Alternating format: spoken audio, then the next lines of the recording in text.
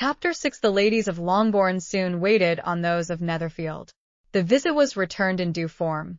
Miss Bennet's pleasing manners grew on the goodwill of Mrs. Hurst and Miss Bingley, and though the mother was found to be intolerable, and the younger sisters not worth speaking to, a wish of being better acquainted with them was expressed towards the two eldest.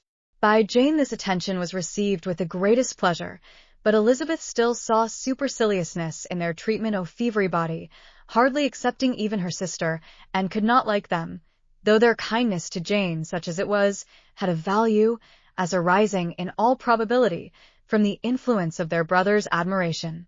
It was generally evident, whenever they met, that he did admire her, and to her it was equally evident that Jane was yielding to the preference which she had begun to entertain for him from the first, and was in a way to be very much in love, but she considered with pleasure that it was not likely to be discovered by the world in general, since Jane united with great strength of feeling, a composure of temper, and an uniform cheerfulness of manner, which would guard her from the suspicions of the impertinent.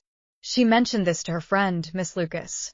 "It may, perhaps, be pleasant," replied Charlotte, "to be able to impose in the public in such a case, but it is sometimes a disadvantage to be so very guarded. If a woman conceals her affection with the same skill from the object of it, she may lose the opportunity of fixing him, and it will then be but poor consolation to believe the world equally in the dark.